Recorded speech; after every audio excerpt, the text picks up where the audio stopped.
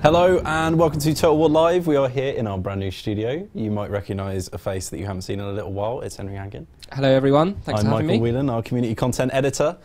We've got a brand new setup. We've got new couches, got a nice little table here, a fern, which you need in every interview setup. It wouldn't be an interview without it. Exactly. Frankly. And we've got a nice little bit of Carl Franz just flying over behind you.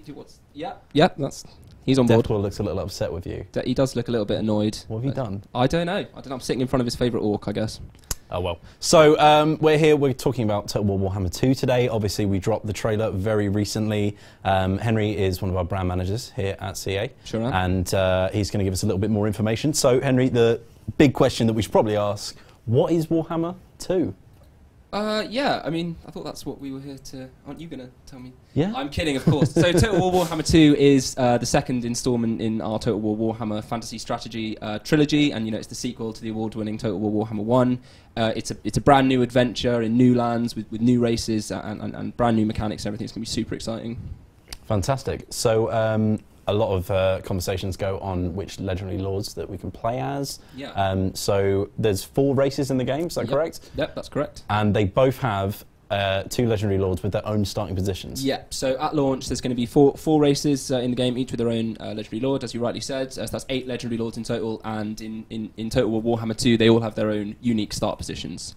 And the 4 races that we're going to have in the game, so as you've just seen in that lovely trailer we just played, you've got the Dark Elves there, which are sort of these insidious, sadistic, bloodthirsty, maniacal killers who are always out to get revenge on their kin, the High Elves, and you saw them as well. So they're sort of like the highly trained, like world-renowned for their martial prowess, these sort of resplendent, glittering host, if you will. And then you've also got my personal favourites, the lizard men, who are these sort of cold-blooded, alien, enigmatic, reptilian warriors who ride dinosaurs and have laser cannons. So that's... Is there anything better than a dinosaur with a laser cannon?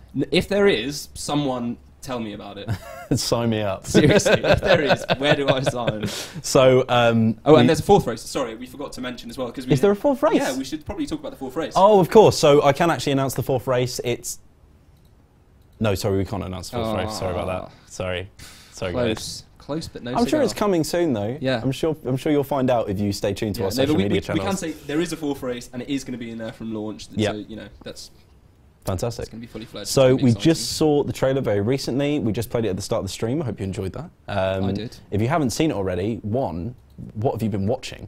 Yeah. 2, I hope you enjoyed it. So let's talk a little bit more about that. We saw this massive spinning vortex. Yep. Which is going to be a big part of Warhammer 2. Can you explain that for us? Sure. So, the Vortex is a big thing in the Warhammer Fantasy Battles world, and anyone who's a Warhammer Fantasy Battles enthusiast out there will sort of be aware of it. But for the uninitiated, for the layman, it's essentially, eons ago, there was this event called the Great Cataclysm, where there was this sort of outpouring of demons from sort of the Chaos realm into the Warhammer Fantasy worlds, and in order to sort of shore that up, a conclave of High Elven mages led by Calador Dragon Tamer, little name drop there, who was sort of one of the most revered High Elves of all time. They got together and they summoned this great vortex, which sort of acts as a siphon to siphon the winds of magic out of our world, and they sort of used that to blast back this demonic invasion as well. And the vortex in our game is also a massive thing. It sort of drives the whole narrative thrust of the campaign, and depending on which race you play, you're either going to want to sort of race to control it, either to shore it up and stabilise it, or to destroy it, for your own nefarious or benign ends. So what makes Total War Warhammer 2 so different from the first game that's already been released? So, I mean, there's loads and loads and loads of changes and improvements and loads of little tweaks here and there, and we're going to be talking about all of them throughout the campaign. But, I mean, the main thing for me, in a nutshell, is how narrative-driven Total War Warhammer 2 is as a campaign. We were talking just a little bit about the Vortex there. That's sort of like... It's not the be-all and end-all, but it is sort of overshadowing the whole campaign. Depending on who you play as, you'll have your own unique sort of...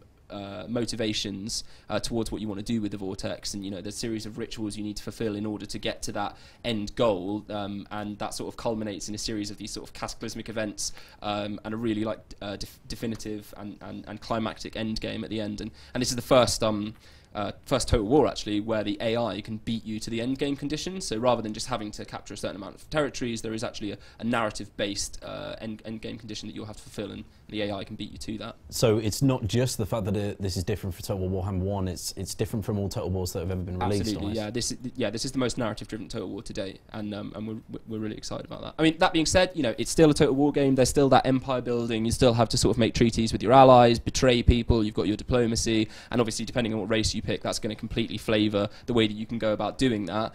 So you know, if you want to ignore the vortex, you can to a certain extent, but it's always going to be there, sort of overshadowing what you're doing. Fantastic. So we got a sneak peek right at the end when we were seeing the vortex of this new world that we're going to be conquering. Yep. Can you tell us about how large that is? Is it bigger than Warhammer Warhammer 1? World at Warhammer. So in terms of like the actual physical size of it, it's pretty comparable. They're about the same size as Total War Warhammer 1, but you've actually got about a third more regions that you can take over and you can occupy, and those are set across the 4 continents. You've got Lustria, which is sort of the jungle home of the lizard men, Nagaroth, which is sort of the more mountainous, scary regions, spooky, if you will, of the Dark Elves, Ulthuan, which is where the Vortex is based, the Island Dead, the High Elves, and the Southlands, sort of to the southeast there, and those are all sort of separated by these treacherous oceans. Mm-hmm. And do you need the original game to play, or can you just play Warhammer 2 on its own? No, not at all. If you don't have Total Warhammer 1, you don't need it to play Warhammer 2. It's its own game in its own right. It's a fully fledged game. But if you do have Warhammer 1 and you buy Warhammer 2, you'll also get to choose to play on a third, what we're calling a combined campaign map. It's not strictly speaking both 2 maps just stitched together, but it is this massive map that represents both sort of land masses, both the New World to the west and the Old World to the east, and you'll be able to play across that with any race from Total Warhammer 1, any race from Total Warhammer 2, and any DLC races you own. So this is one of the biggest undertakings we've ever done as Total War, and it's something that's going to be really, really exciting to see. Fantastic. So there's a few other little questions that have been going around. One thing that we didn't see in Warhammer 1, and people have been asking if we will in Warhammer 2, is naval combat. Is that something that's in plans? Only really in auto-resolve. So, you know, I play the tabletop game, and for those of you that play the tabletop game, you know, it's land-based Warhammer Fantasy battles, and that's where we've chosen to focus our battle simulation. But yeah, you'll be able to engage in naval combat on the campaign map, and you can auto-resolve that. And there's also sort of like a host of new ocean-based campaign mechanics, which are really, really exciting and really sort of spice up seafaring in the game, and that's something we'll be talking about more in due course. I'm sure that's going to be really exciting, and we can't tell you any of it. So that's the theme. There's a running theme here. Everything's very exciting, and you'll all have to wait. So do we have like a definitive release date, or is it just 2017? Well, 2017. 2017 for now. Keep your ears peeled. Keep your ears peeled. It's very exciting, and we'll be talking about it soon. And obviously, we have a big modding community for Total War Warhammer. Is modding support still in the game? Yeah, I mean, we're hugely proud of our modding community, and we really love to support them. So we certainly want to support Total War Warhammer 2 in the same way that we've supported Total War Warhammer 1. And so very shortly after launch, we'll be expecting to release that kind of modding support as well. Fantastic. So that's all the questions that I've got for you for now. But there are a few little personal ones. What was your favourite moment in the new launch trailer?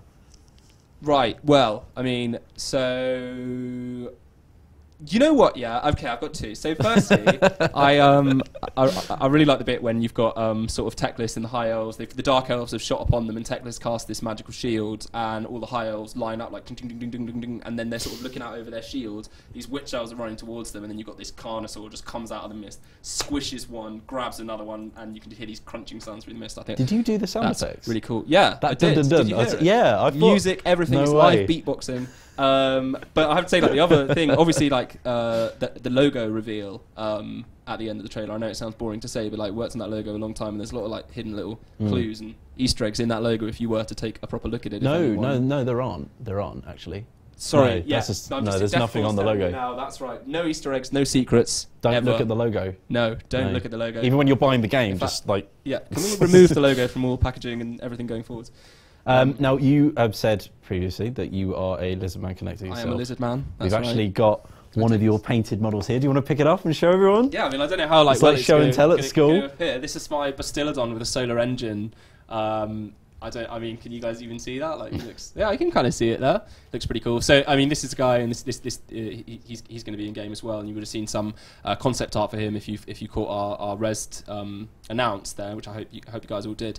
But so he's got this crew. He's like a big, slow, sort of lumbering war machine, and he's got this this solar engine on the back that collects sunlight and spits it out the front as like a really high-powered sort of energy weapon there. So that's. So when we were saying cool. there's nothing better than dinosaurs with laser beams. I'm literally talking about this. Literally talking about this. This is peak. This is what it looks like. That's it. That's what life See a is comment all there, about. fairly well painted. Well, I'll sleep easy tonight. Thanks, Jammy T. Fantastic. Dodgers. Fairly well. High praise indeed. That's all you want. That's all you want.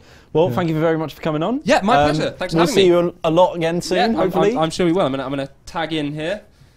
Because we've also got Darren with us. Cool. Cheers. A lot of people here probably know Darren already. Darren, hello. how's it going? How's it going? Now you're one of our content producers. We should get a nice little lower third coming up. Keep an eye out for those as well.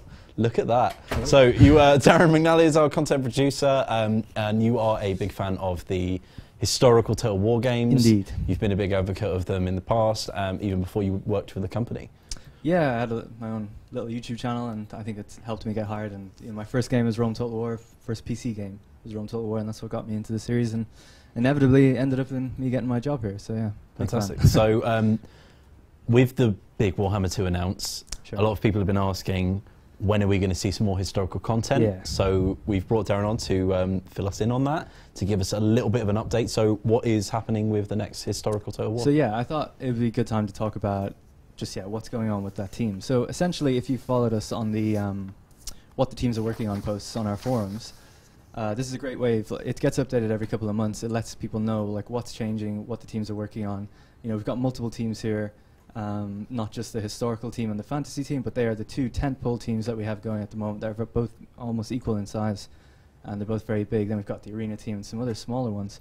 But yeah, it's just worth mentioning that. So they are very separate teams, and that team was formed after the end of their kind of development cycle on Attila. The designers broke away, started forming the ideas for the next game, and that was over 2 years ago. And so that's a completely normal, regular dev cycle that they're working on at the moment.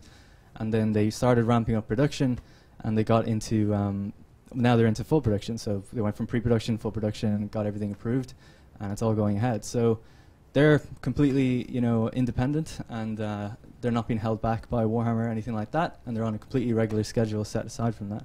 So yeah. Fantastic. So what, at this stage of development, what can we actually say about the title? Obviously, we know that it's not an era that we've tackled before.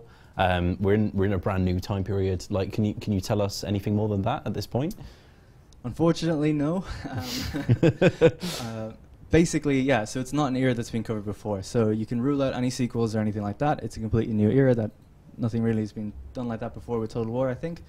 And essentially, at the moment, they're in full production, like I said, which means that they're in full-blown asset creation. They're just churning out the models, putting everything together, stitching it all together. The design is locked, so the designers know what they're doing. And yeah, that's basically where they are. There's also like lovely character art all over the walls upstairs and stuff like that. So it's all really coming together, and it's got a really striking art style to it that I think will really stand out when we start showing it off eventually. But yeah, that's pretty much all we can say, I think. So what everyone wants to know is, when can we see this next historical Total War? Yeah, so a lot of people assumed with the announcement of Warhammer 2 that it's going to be, years and years away, and it's not going to be quite that far away. But we're aware that there's an appetite for it in the meantime. A lot of hungry historical fans out there, myself included, want something in the meantime to play as well as Warhammer. So there's also like some smaller teams that are working, trying to deliver just really investigating whether or not they can deliver content on a smaller scale in between the tentpole releases. So Jack Lusted, who people may know from Rome 2, he worked on the new content team for Rome 2, all the DLC and the Emperor Edition and all that, and on Attila's DLC and Age of Charlemagne and stuff like that. Jack Lusted's got his own team being kind of ramping up in production now as well a little bit, and they're being described as the Black Ops test team, I think, or something, on our what the teams are working on. And he's basically just feeling out what eras he can maybe touch on and cover realistically within a given time frame to see if he can appease that crowd in between. So this is more likely a kind of a DLC for a previous game, or maybe they'll break it out into a standalone kind of thing. So they are kind of feeling out whether or not they can do something, some smaller historical content in between. Okay. So yeah. And obviously, with our new streaming setup that we are in right now, we've got Yeah, new it's lovely. couches and everything. It's Pretty fantastic. good. Can't believe it. We are also going to be looking at streaming a lot more historical stuff on our Twitch channel as well. Yeah. So something we were hoping to do is basically not just have one stream a week. We're hoping to ramp up to multiple streams a week, and that means that maybe on Thursdays or Fridays or something, we have to work out the details. We'll just be playing a previous historical title, and we're trying to work out the best game to play on that for the time being. And what we're going to actually do. Are we going to do co-op, head-to-head, or are we going to go really far back? So essentially, we want to bring historical content more to the forefront of what we're doing again. And then as we get closer and closer to the inevitable announce of that next game, hopefully people will be almost 50-50 with fantasy and history, and it'll all come together on our Twitch channel. In some beautiful big and we can all just get along, right? The Total War players just all fighting for each other, Yeah. not against each other, guys. No. Come on, we're all in this together. Although it would be cool to see maybe a spin-off where we have some Romans fighting some So lizard men or something. I don't know. Yeah, why not? Who knows? Okay, thank you very much for joining us.